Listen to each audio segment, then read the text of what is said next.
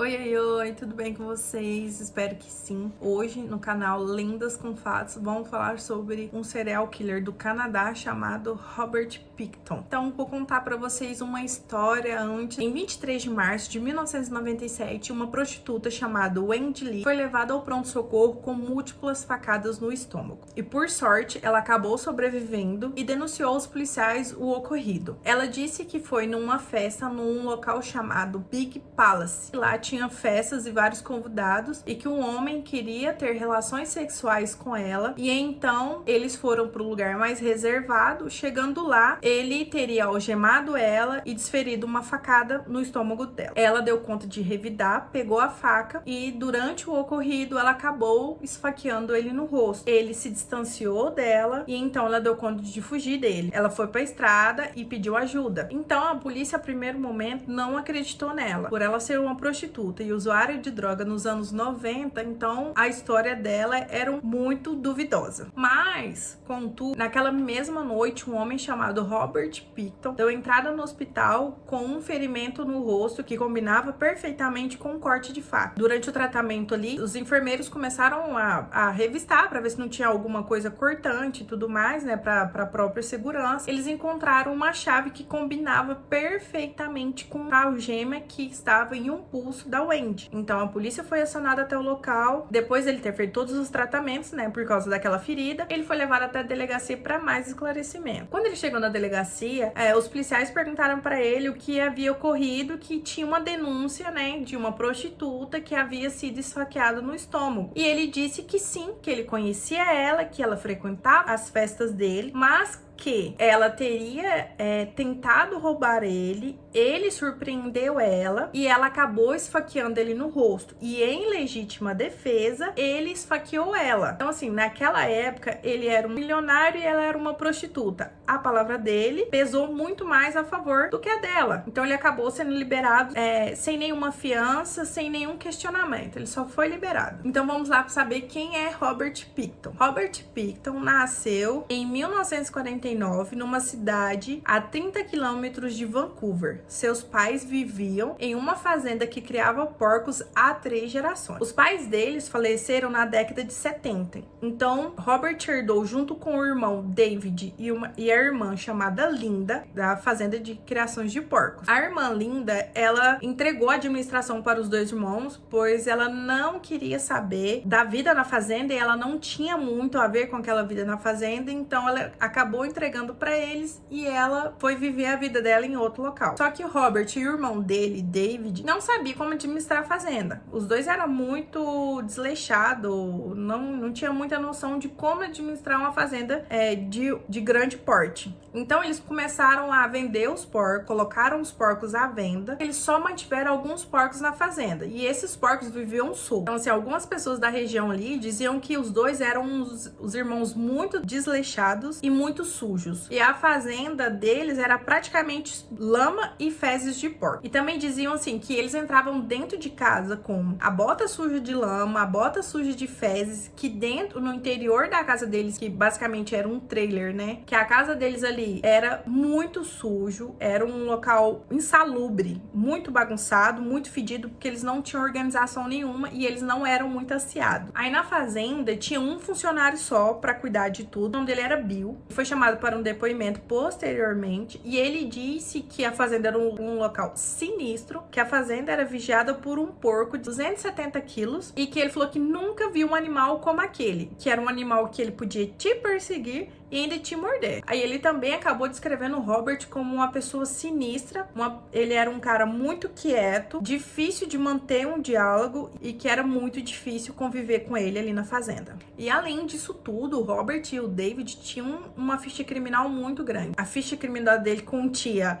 dirigir embriagado, assédio sexual e várias outras coisas. Ele tinha uma ficha bem estendida. O Robert também tinha uma ficha bem estendida em questão de de usar droga, de dirigir embriagado e outras coisas. E com o passar do tempo, como o Robert e o David viram que não davam conta de administrar a fazenda, eles decidiram colocar algumas partes da propriedade à venda. Então, assim, eles dividiram algumas partes da propriedade ali, deixando sempre a sede da fazenda, onde que tinha o galpão, os trailers ali em volta, sempre para eles. Então, eles dividiram o restante e que se achasse alguém para fazer a compra, eles iriam vender. Então, um desenvolvedor urbano teve interesse na propriedade e acabou que o Robert e o irmão venderam a maior parte da fazenda por 5 milhões. Só que naquela época eles não tinham nem noção de quanto valia as terras. Então, assim, da noite pro dia, uns irmãos que eram totalmente desleixados, que não tinham noção nenhuma de administração, que não sabiam como administrar uma fazenda de porcos, viraram milionários. Só que no começo eles ficaram meio com receio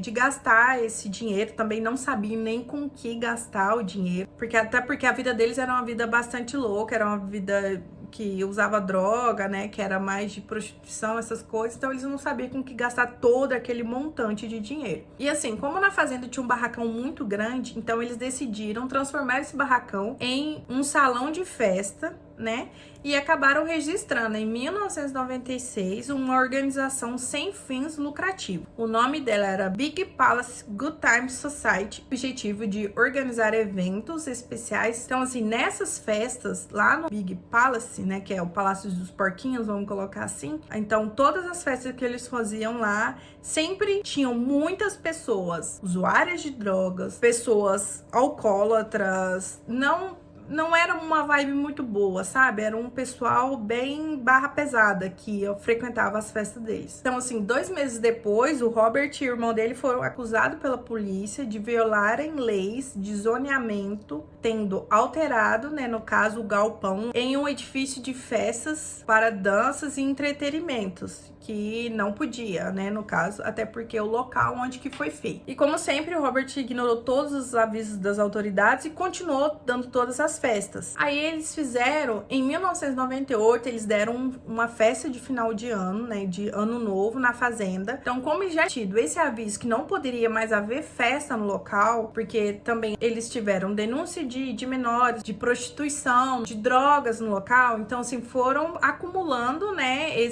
essas denúncias. Então a polícia acabou avisando para eles que eles não poderiam mais fazer evento nesse local por esse excesso de denúncia, por várias denúncias, e também a polícia acabava não checando, porque os caras eram milionários, né, no caso, era uma família conhecida da região, então eles só davam um aviso, e eles deram esse aviso que eles não poderiam mais fazer festa, mas ele não ligou, ele não deu bola, e a polícia chegou lá, fechou tudo e falou que ele não poderia fazer festa, que se ele fizesse festa ele seria preso. Aí já no ano seguinte, em 1999, o Robert acabou perdendo a autorização de sociedades sem fins lucrativos por ele ser incapaz, né, de demonstrar ao governo as benfeitorias. Em 1990, os investigadores começaram a notar que algumas mulheres de alguns bairros de Vancouver estavam desaparecendo. Vários agentes do Departamento de Polícia do Canadá começaram a suspeitar que eles poderiam estar lidando com um serial killer. Um deles, o inspetor Kim Cosimo, comentou que esse número começou a crescer de 1996 a 1998 e pensou que a única explicação para essa quantidade, né, de mulheres desaparecidas era um serial killer que eles estavam lidando com. Um investigador que foi designado para resolver 17 desaparecimentos de mulheres na região de Vancouver recebeu uma ligação anônima dizendo que o Robert Pickton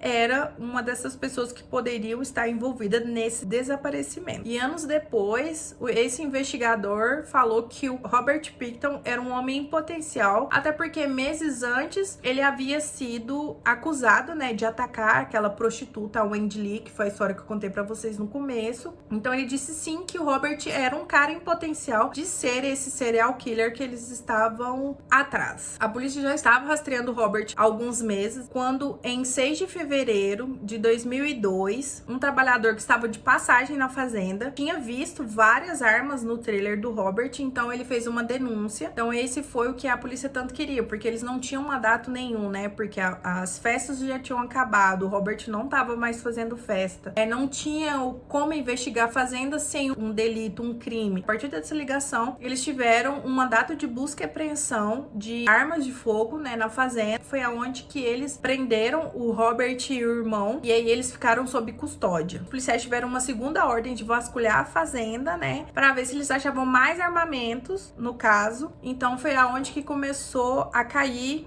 o Palácio dos Porquinhos. Então assim, depois que eles foram na fazenda, fizeram a busca e apreensão lá, eles viram que tinha muito pertences de muitas mulheres, como aquela bombinha de asma com o nome de uma mulher, várias bolsas, vários sapatos, várias coisas espalhadas pela fazenda. Então assim, no dia seguinte, o Robert foi acusado de posse de arma de fogo sem licença. Ele acabou sendo liberado, a fiança dele foi de $1.000, mas a polícia disse que eles estavam sob vigilância. O modus operandi do Robert, ele ia normalmente em bairro leste de Vancouver, chamado Low Track, ou tradução livre, trilha baixa, que é normalmente onde ficam prostitutas, usuárias de droga.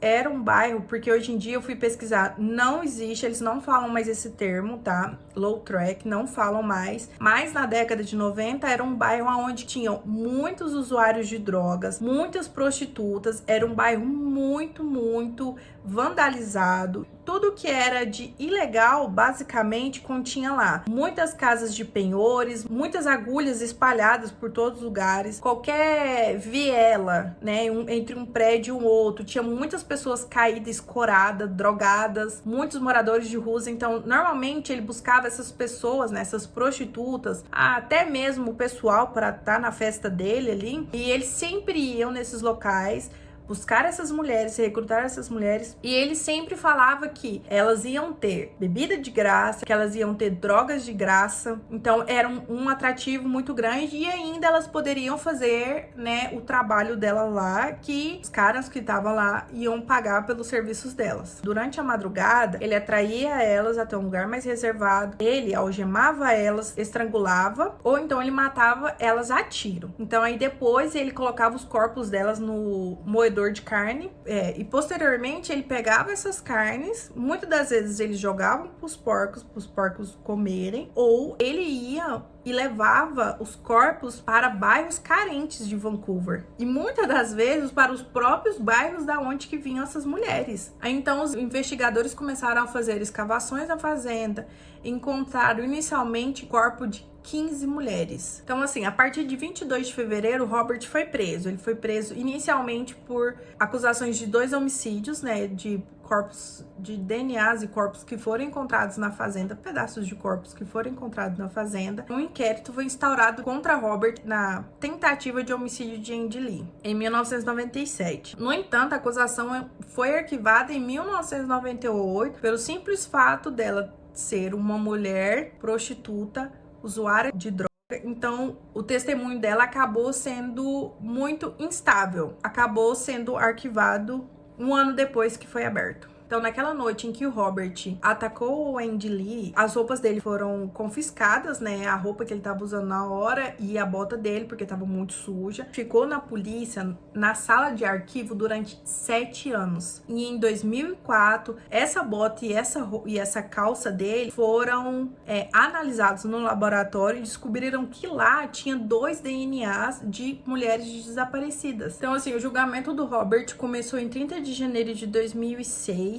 Ele alegou ser inocente das 27 acusações de homicídio em primeiro grau. O que ele disse em testemunho foi: eu não sei de nada disso. A fase de selecionar os jurados, né, e selecionar também as provas que poderia ser mostrado para o júri durante o julgamento levaram meses, porque eram muitas vítimas que tinham achado, né, muitas provas. Teve um conflito muito grande. Então, assim, como investigadores também não poderiam excluir nenhuma das provas, né? Eram provas muito sólidas. Os investigadores não quiseram tirar nenhuma delas. O juiz acabou desistindo de uma das 27 acusações por falta de prova. Então, 9 de agosto, o juiz James Williams acabou separando, né, essas 26 acusações em 2 grupos. Um grupo de 6 e outro grupo de 20. Então, o julgamento com as 6 acusações continuaram. As 20 acusações, né, que ele separou em 2 grupos, iriam ser ouvidas posteriormente, depois que esse julgamento acabasse. Então, naquela época, o juiz colocou um sigilo nesse julgamento. A imprensa não sabia dos detalhes, não sabia das provas. Tava muita mídia em cima do caso, porque foi um caso muito grande. Teve 26 acusações. Foi uma operação muito grande que eles fizeram. Operações, assim, de mineração mesmo. Durante o primeiro dia de julgamento, em 22 de janeiro de 2007, o Robert estava na penitenciária e eles colocaram um policial à paisana infiltrado no companheiro de cela. Então, ele falou algumas coisas para esse companheiro de cela e algumas dessas coisas eu vou ler para vocês aqui. Ele disse: "Me pegaram porque fui descuidado. Quem havia de dizer que era isso que me massacrava agora, queria mesmo matar mais uma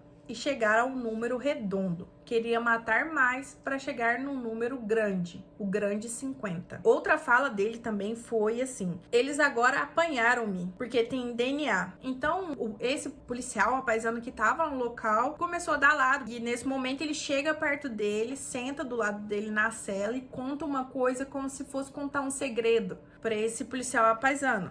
E ele disse que ele colocava as mulheres nesse matador, aonde que ele colocava a carne de porcos. Ele colocava lá, picava elas, ou dava porcos, ou ele vendia as carnes. Nesse primeiro julgamento, ele estava sendo acusado das mortes de Marlene, Serena, Andrea, Georgina, Brenda e Mona Lee, mulheres indígenas que eram mulheres à margem da sociedade. Algumas delas até poderiam ser prostitutas, mas não eram usuárias de drogas. No começo do julgamento, como estava tendo uma mídia muito grande em cima do caso, o juiz acabou determinando que retirasse essa restrição da mídia sobre as provas do caso. Então, assim, durante toda a operação, para ter provas, né, na fazenda sobre esse caso, eles acharam crânios cortados ao meio com mãos e pés em seu interior, restos mortais de uma vítima que foram encontradas em um saco de lixo, muitas roupas ensanguentadas encontradas dentro do carro do Robert, parte de um maxilar e o dente de outras vítimas também foram encontrados na porta do matadouro, um revólver de calibre 22 contido um dilto contendo o DNA de uma vítima. Eu vou dar um adendo aqui. O dilto, eu fui pesquisar porque eu também não sabia o que era isso, e ele, pasmem, ele colocava um vibrador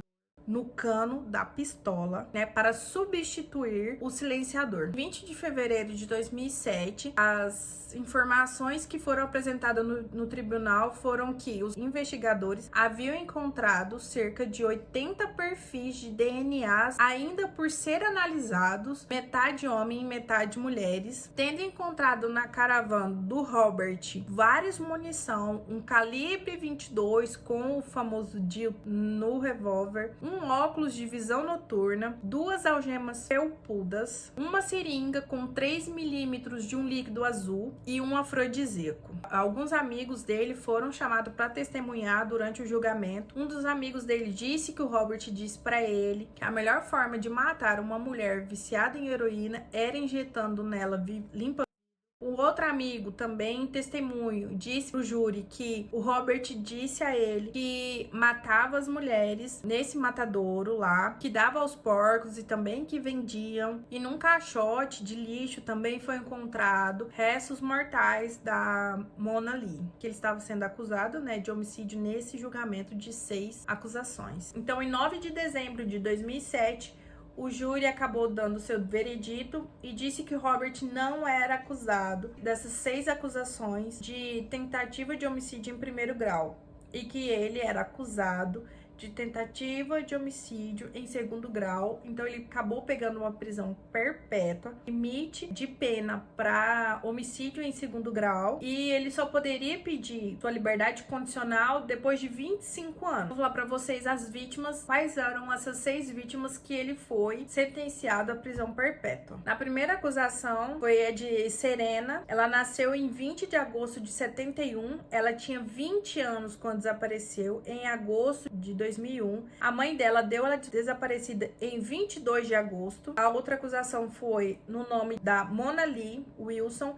Ela nasceu dia 13 de janeiro de 1975, ela tinha 26 anos. Quando ela saiu para ir ao médico em 30 de novembro de 2001, foi dada como desaparecida na mesma noite. A outra é Andrea Joyce Buri, de 22 anos, foi vista pela última vez em junho de 2001, foi dada como desaparecida em 8 de junho de 2001. Brenda Anna Wolf, 32 anos, foi vista pela última vez em fevereiro de 1999 e foi dada como desaparecida em 25 de abril de 2000. Marlene Lee Frey, vista pela última vez em agosto de 97 e dada como desaparecida em 29 de dezembro de 1997. Georgina Veit Papin foi vista pela última vez em janeiro de 1999 e dada como desaparecida em março de 2001. Só para relembrar, o juiz dividiu em 2 grupos, né? O grupo de 6 pessoas que ele foi condenado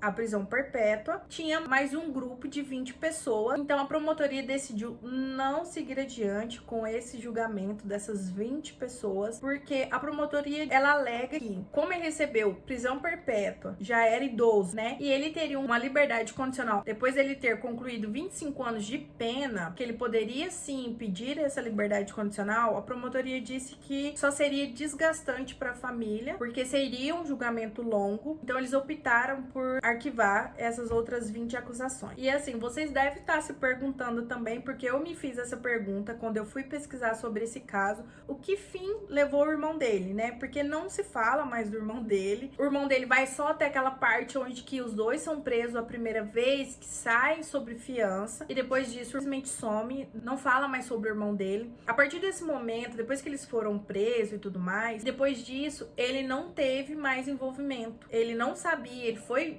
pediu para ele testemunhar, ele disse que ele nunca soube disso, que ele nunca teve contato com isso, que ele não sabia dessas histórias. Não tem DNA dele, né, de corte de sangue, qualquer outra coisa assim, misturado com as vítimas, até porque eu achava meio estranho não ter, porque a fazenda era uma bagunça. Mas não tem. Ele simplesmente foi irmão do Robert. E também depois ficou comprovado que o Robert fazia isso tudo quando tava rolando a festa ali e tudo mais, que era bem no secreto, bem no íntimo ali do Robert mesmo. Então o irmão dele não sabia de nada do que tava acontecendo. Então, só pra dar uma atualização, a gente tá em 2024, não sei quando você vai ver esse vídeo, mas o Robert acabou falecendo na penitenciária do Canadá. Soltou um boletim de atualização, porque o Robert veio a óbito depois de uma confusão que teve na penitenciária. Então ele foi espancado, teve todos os cuidados médicos, ele foi para a enfermaria, depois